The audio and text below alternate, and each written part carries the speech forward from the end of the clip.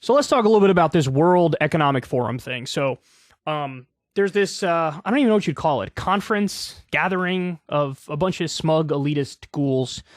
And what are they called? Davos? I always forget. I ask Crystal this probably like once a month. I'm like, what's it called again? Davos? Or anyway. So there's this World Economic Forum thing where they hold this event, Davos, whatever it's called, in Switzerland, and they do it every winter. And it's full of demons.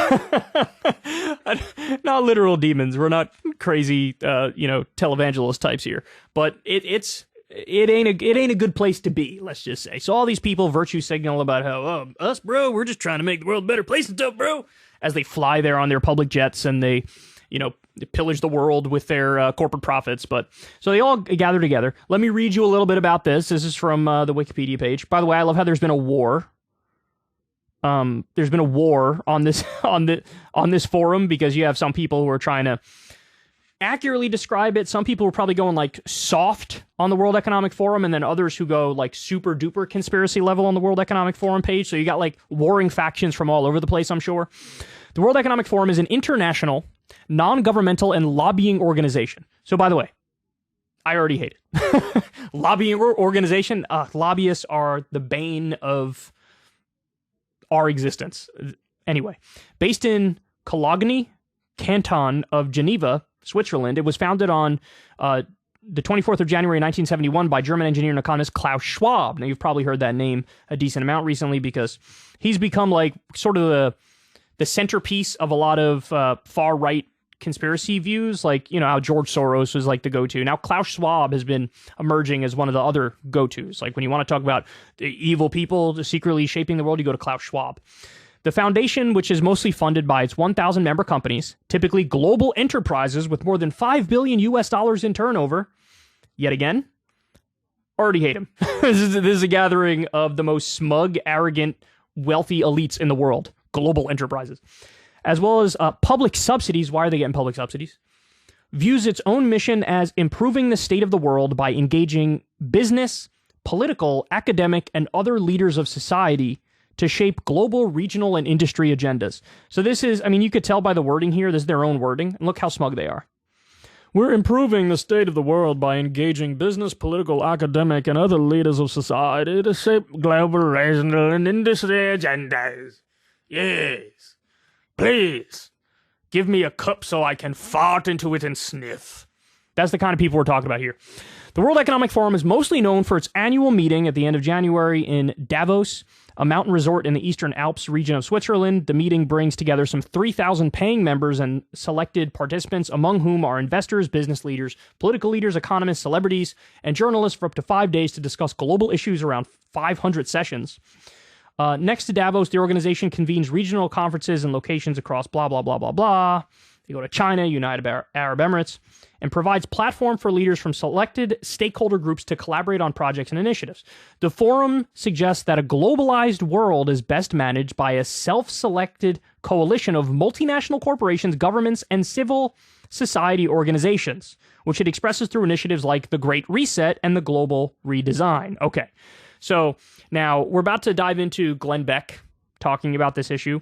And what you're about to see is the right likes to take issues where there's like a grain of truth in it. And this was Alex Jones' bread and butter for so long. He'll take an issue where there's a grain of truth in it, and then he'll take it so insanely far that I can't help but think, wait, are you part of the conspiracy? Because now you've made any sort of criticism of the World Economic Forum and Davos look like it's crazy, when there's a lot of legitimate criticism to make here, but they just go so far with it that it's like, you have to know that you're being an idiot with your criticism. So, a coalition of multinational corporations seems bad. Governments and civil society organizations. So I hate the, melding all these together. Like, basically the wealthiest, most self-centered people in the world virtue signaling about how, yeah, we make a lot of profit. Yeah, we exploit everybody and everything. But you know what? Our heart's in the right place. We mean well. We'll tell you some of our wonderful ideas. Now, by the way, you're going to be shocked to learn this.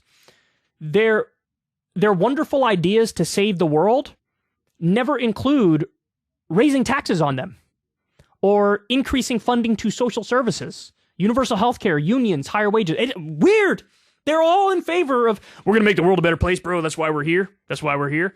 But then nobody ever says the straightforward, hey, we know how we can make the world a better place. Nobody ever says those things.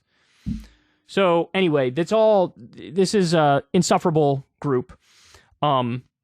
Now, I find it funny. I find it funny because the right, so they take this and then they use it as like, these are the real people who run the world, and it's this close-knit group, and they're ushering in like socialism and communism.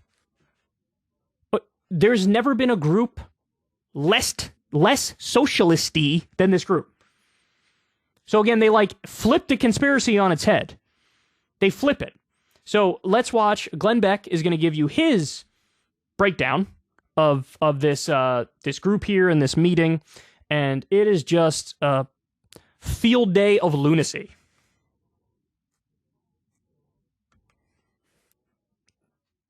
But there's already a plan for this, and the World Economic Forum calls them smart cities, which seems great.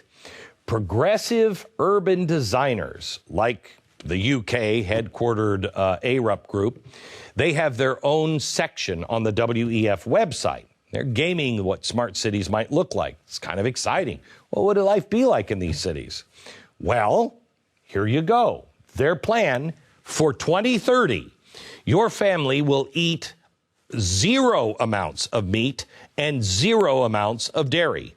Each person will be restricted to 2,500 calories a day. What? Each family member will only receive 3 new items of clothing per year. This is on the World Economic site. There will be 0 privately owned vehicles.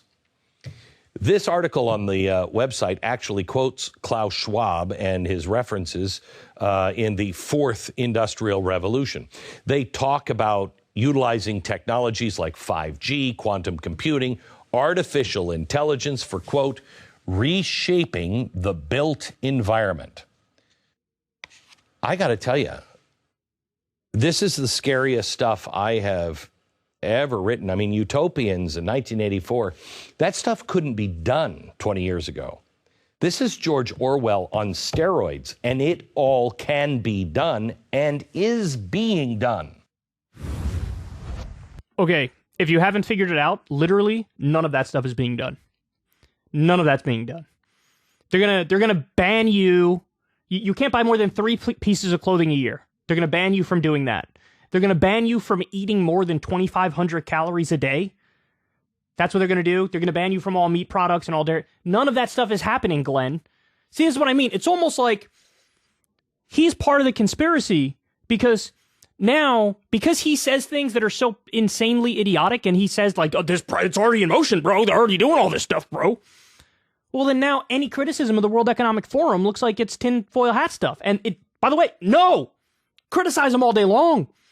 It's groups like this that have given us like, hey, why don't we have the World Trade Organization? And why don't we do NAFTA? Why don't we destroy the working class? Why don't we have a race to the bottom? Why don't we exploit slave labor for corporations like Nestle? Like, it is groups like this, these wealthy elites meeting behind closed doors who have given us so many problems, but instead of focusing on the actual harm they cause, he acts like, bro, here's this list of all these things that are not happening and never going to happen, and that's why we need to criticize them. No, Glenn. By the way, he goes on to about that 2,500 calorie thing. Hilarious, because he's kind of, he's a little on the chunky side, if I don't say so myself. He's like 2,500. I can't live on that. Just opening up the door for people to like dunk on him for being gelatinous. So what this reminded me of, and shout out to Bob Seska who tweeted this. I don't know how many of you guys remember this. Some people listening to the show were probably not, really politically active in whatever, 2009 or whenever he blew up, right? But this guy went all in on fear-mongering over this thing called Agenda 21. You know what Agenda 21 is? Exactly. A thing that didn't happen. They argued the U.S. government, led by Obama, is going to force Americans into FEMA camps. They're going to make you live in these like little Hobbit homes. They're going to ban golf courses. All these things they said, this is going to happen, and that's going to happen, and that's going to happen. Literally none of them ever happened ever. In the same way that, like, Alex Jones with his Sandy Hook conspiracy, he said, well, why did they fake the murdering of these children? Well, very simply, because Obama's coming to take your guns. He's using this as a pretext to take all your guns and destroy the Second Amendment. Now, what happened? Oh, that's right. He didn't do that. He didn't do that at all. There was no confiscating of guns. He proposed like mild gun reform, and that didn't even get anywhere. So did Alex Jones ever come out and say, hey, you know what? So egg on my face, I was wrong, sorry. He never did that. He just kept plowing forward. Glenn Beck, did he ever come out and say, sorry on that whole fear-mongering over the Agenda 21 thing that didn't happen? He never said it. So he was wrong, didn't own up to it, and now he's doing the next conspiracy garbage. These people are insufferable. They're insufferable. At least own up to it when you get it wrong. These guys act like actually it's the UN that secretly runs the world. The UN is totally ineffectual about every issue. Like, the problem with the UN isn't that they're so mighty and powerful that they're going to do all these things. The problem with the UN is they can't do anything right. Anything. They would need more power to prevent, like, wars and things of that nature. So anyway, they flip it on its head. This World Economic Forum thing, Glenn, the problem is not all the nonsense that you say is happening, which is not happening.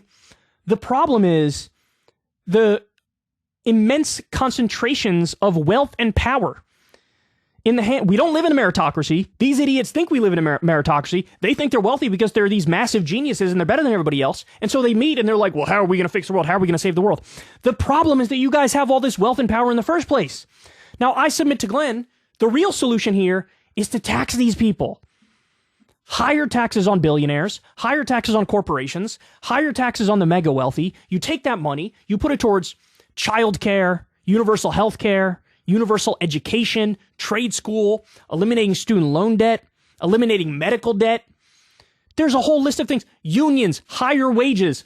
There's a whole list of things. It's like, this is how we actually fix this problem. But these guys, they look at a group full of elites with concentrated wealth and power, and not only do they not have a solution, they're in favor of making the problem worse. Because Glenn Beck, at the same time he's fear-mongering over the World Economic Forum and Davos, this guy, he supported Trump's tax cuts here.